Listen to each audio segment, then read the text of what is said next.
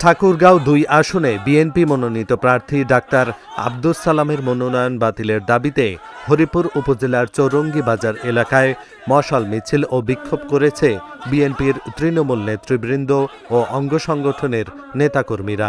সাবেক এমপি ও বিএনপির কেন্দ্রীয় নির্বাহী কমিটির সদস্য অ্যাডভোকেট জেড মর্তুজা চৌধুরী তুলার সমর্থকরা এ কর্মসূচিতে নেতৃত্ব দেন। বিক্ষোভকারীরা দাবি করেন ডাক্তার সালামের মনোনয়ন বাতিল করে জেড মর্তুজা চৌধুরী তুলাকে প্রার্থী করা হোক। বিএনপি, যুবদল, ছাত্রদল সহ বিভিন্ন সংগঠনের শত শত নেতাকর্মী মিছিলটিতে অংশ নেন।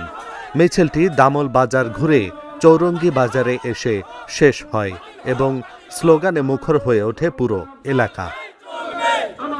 আমাদের বর্তমানে যে প্রার্থীকে এখানে মনোনয়ন দেওয়া হয়েছে তাকে দিয়ে এই আসন উদ্ধার করা সম্ভব নয়। তিনি ডাক্তারি করেছেন কিন্তু তিনি রাজনীতি করেন নাই। মাঠে জনগণের খেদমত করার মতো নেতা জুলফিকার মর্তুজা চৌধুরী তুলা ভাইকে এই আসনের মানুষ এমপি হিসেবে দেখতে চাই। বিদায় আজকে এই রাতের অন্ধকারেও জনগণ রাস্তায় নেমে এসেছে এবং যে আমরা নমিনেশন দেওয়া হয়েছে ডাক্তার সালামকে, তার নমিনেশন বাতিল করে তুলা ভাইকে ত্যাগী নেতাকে নমিনেশন দেওয়া হোক এবং এই নেতাই একমাত্র ঠাকুরগাঁও ২ আসনের ধানের শীষকে বিজয় করতে পারবে বলে আমার আস্থা।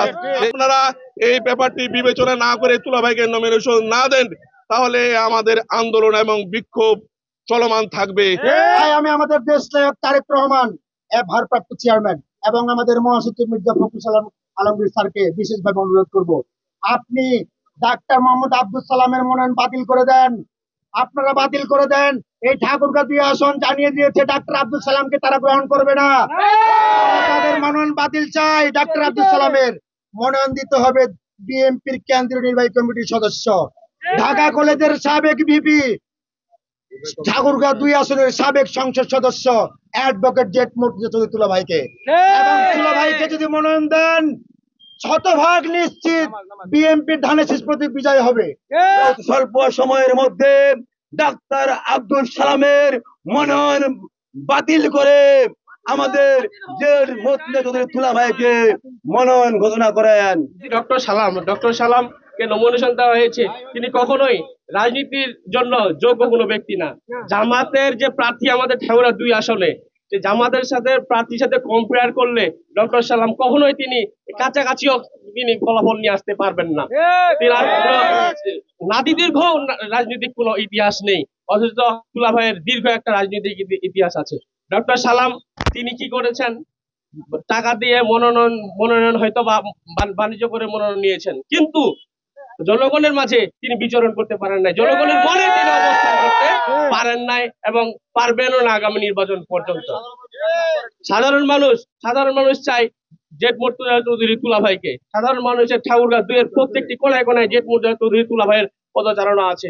যাকে ঠাকুরগাঁও ২ আসনের মনোনয়ন দেওয়া হয়েছে ডক্টর আব্দুল সালাম, এই ডক্টর আব্দুল সালামের মনোনয়ন বাতিল চাই আমরা।